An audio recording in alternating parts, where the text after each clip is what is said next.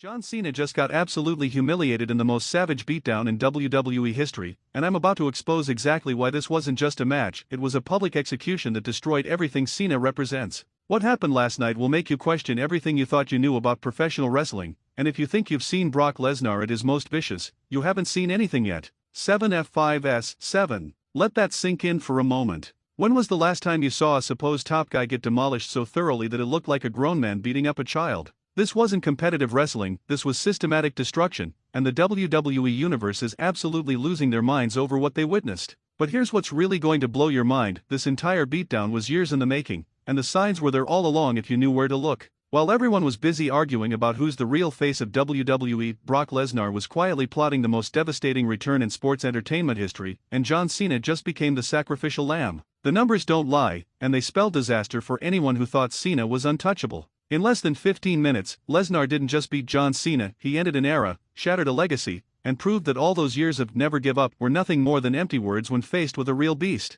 You want to talk about controversial? Let me tell you something that's going to make your blood boil. This match exposed the biggest lie WWE has been selling for over a decade. All those times they told us John Cena was the toughest, most resilient superstar on the roster? Complete fabrication. One night with Brock Lesnar and suddenly the so-called franchise player looked like he'd never stepped foot in a wrestling ring before. And don't even get me started on the referee. Did you see how helpless he looked? Standing there like a deer in headlights while Lesnar systematically dismantled WWE's golden boy piece by piece. The official could have stopped this massacre at any point, but he just stood there and watched Cena get obliterated. Where was the mercy rule? Where was the towel being thrown in? This was beyond brutal, it was uncomfortable to watch. The first F5 should have been enough. Any normal human being would have stayed down after the devastating maneuver, but not John Cena. He had to play the hero, had to try to get back up and prove he could hang with the beast incarnate. Big mistake. Because that's when Lesnar's eyes lit up with that sadistic gleam we haven't seen in years.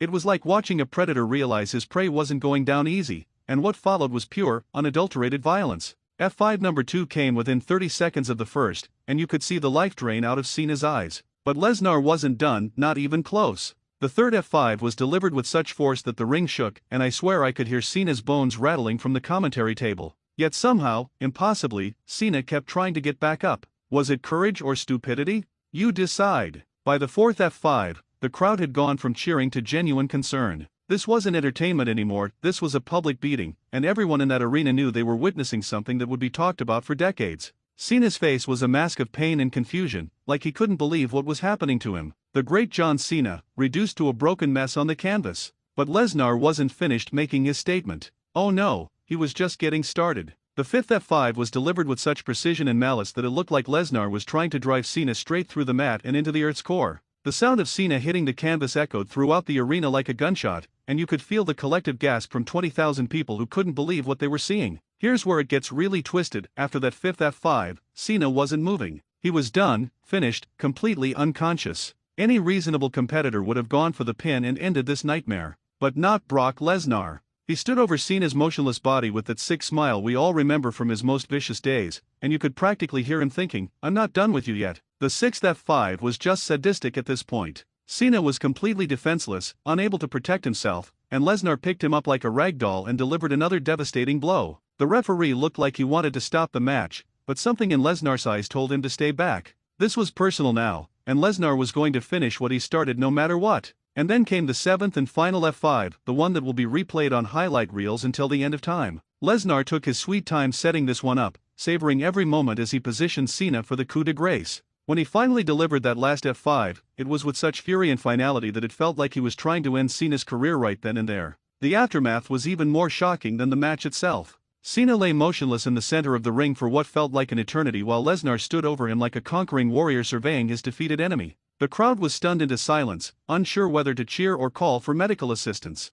This wasn't the John Cena they knew, this was a broken man who had just learned what it meant to face a real monster. But here's what really makes my blood boil about this whole situation: where were Cena's friends? Where was his support system? For years, we've been told about all these relationships Cena has built in the locker room, all these people who respect and admire him. Yet when he needed them most, when he was getting destroyed in the most humiliating way possible, not a single soul came to his aid. Not one. This exposes the dirty truth about WWE politics that nobody wants to talk about. Behind all the smiles and handshakes, professional wrestling is a cutthroat business where loyalty means nothing when push comes to shove. Cena found out the hard way that when you're at the top for as long as he was, you make more enemies than friends, and last night, every single person in that locker room was secretly enjoying watching him get his comeuppance. And let's talk about the elephant in the room, Paul Heyman. Did you see the look of pure satisfaction on his face as his beast incarnate systematically destroyed WWE's Golden Boy? Heyman has been planning this moment for months, maybe even years, and watching it all come together must have felt better than winning the lottery.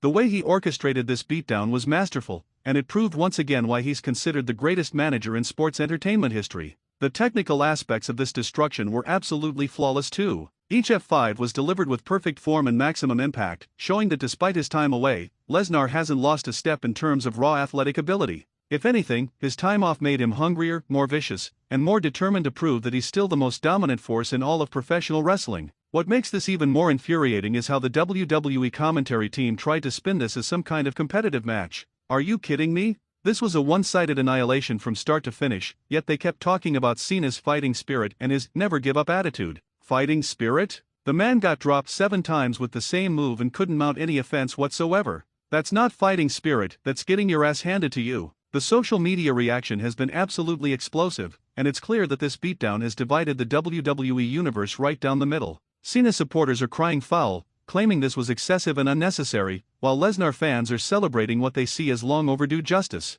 The hashtag trends are going wild, and everybody has an opinion about what they witnessed. But here's what nobody is talking about: the psychological warfare aspect of this destruction. Lesnar didn't just beat John Cena's body, he broke his spirit, his confidence, and his aura of invincibility. For over a decade, Cena has been portrayed as the ultimate comeback kid, the guy who could overcome any odds and emerge victorious. One night with Brock Lesnar and that entire mythos crumbled like a house of cards. The ripple effects of this beatdown are going to be felt throughout the entire WWE roster. Every single superstar in the back is now looking over their shoulder, wondering if they're next on Lesnar's hit list. The Beast Incarnate has sent a clear message that nobody is safe, nobody is protected, and anybody can be next to receive this kind of treatment. Think about the timing of this attack too. It wasn't random, it was calculated, strategic, and designed for maximum impact. Lesnar waited for the perfect moment when Cena was at his most vulnerable, when the fans least expected it, and when it would cause the most shock and controversy. That's the mark of a true predator, someone who knows exactly when and how to strike for maximum devastation. The medical implications of taking 7 F5s in one night are staggering. We're talking about a move that's designed to compress the spine and jar the entire nervous system, and Cena absorbed it 7 times in the span of 15 minutes.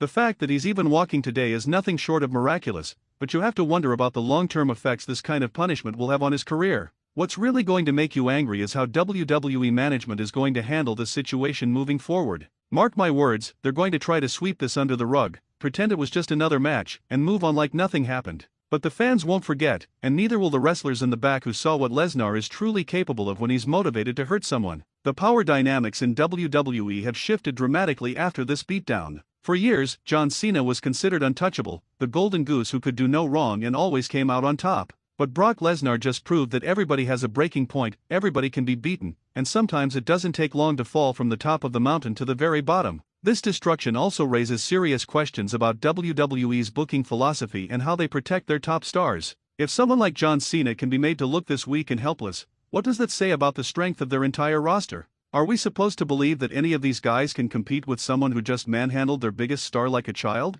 The veteran wrestlers in the back are probably shaking their heads in disgust at what they witnessed. These are guys who understand respect and tradition, who believe there's a right way and wrong way to conduct yourself in this business. What Lesnar did to Cena crossed every line of professional courtesy and showed a complete disregard for the unwritten rules that govern professional wrestling. But maybe that's exactly what this business needed, a wake-up call that reminded everyone that professional wrestling can still be dangerous, unpredictable, and genuinely shocking. In an era where everything feels scripted and safe, Brock Lesnar brought back that element of legitimate fear and uncertainty that made wrestling appointment television in the first place. The international wrestling community is buzzing about this beatdown too. Wrestlers from Japan, Mexico, Europe, and all over the world are weighing in on what they saw, and the consensus seems to be that this was either the most brilliant piece of storytelling in years or a complete travesty that went too far. There's no middle ground, you either loved it or you hated it. What makes this even more controversial is the timing within John Cena's career trajectory. This wasn't some young up-and-comer getting taught a lesson, this was a legend, a Hall of Famer, a man who has given everything to this business getting humiliated on the biggest stage possible. Some people are calling it disrespectful, while others argue it was long overdue.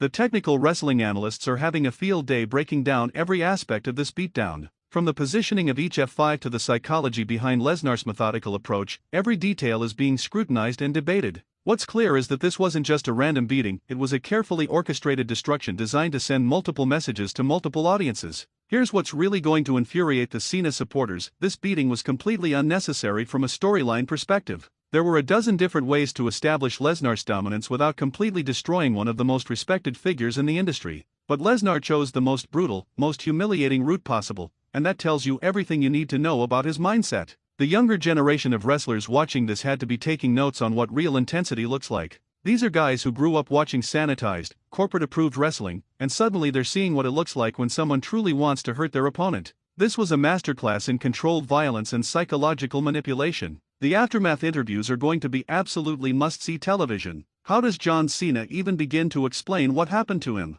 How does he maintain any credibility after getting dominated so thoroughly? And more importantly, how does he ever step into the ring with Brock Lesnar again knowing what the Beast is capable of doing to him? This beatdown has also reopened the debate about part-time versus full-time wrestlers in WWE. Here you have Brock Lesnar, who shows up a handful of times per year, completely destroying someone who has been the face of the company for over a decade. What kind of message does that send to the guys who are grinding it out night after night, city after city? The women's division wrestlers had to be watching this with a mixture of horror and fascination. They understand better than anyone what it's like to fight for respect and recognition in this business, and seeing someone get demolished like this had to trigger some uncomfortable feelings about their own vulnerability and safety. Social media is absolutely exploding with hot takes, conspiracy theories, and demands for justice. The hashtag Justice for Cena hashtag is trending worldwide, while the hashtag Beast Mode hashtag is being used by Lesnar supporters who think this was exactly what the doctor ordered. The division among fans is unlike anything we've seen in recent memory. What's particularly galling is how some wrestling experts are trying to justify this beatdown as good business or smart booking. Are you serious?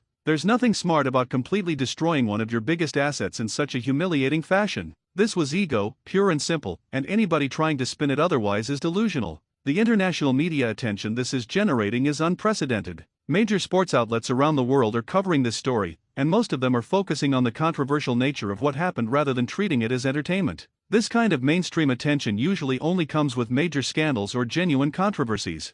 Think about the psychological trauma John Cena is dealing with right now. This is a man who has built his entire identity around being tough, resilient, and never backing down from a fight. In one night, all of that was shattered, and he has to find a way to rebuild his confidence and his reputation from scratch. The locker room politics after this incident are going to be absolutely fascinating to watch unfold. Who's going to side with Cena? Who's going to align themselves with Lesnar? And who's going to try to stay neutral and avoid getting caught in the crossfire? These kinds of situations have a way of revealing people's true loyalties. Here's the bottom line that nobody wants to admit: this beatdown was personal. This wasn't about storylines or entertainment value. This was about Brock Lesnar making a statement about who really runs WWE when he's around, and John Cena just happened to be the unfortunate recipient of that message. The collateral damage is going to be felt for years to come. The 7F5s weren't just moves, they were punctuation marks in a sentence that read, "I am the most dangerous man in this company, and anybody who forgets that will suffer the same fate as John Cena." It was a masterclass in intimidation disguised as a wrestling match, and everybody got the message loud and clear.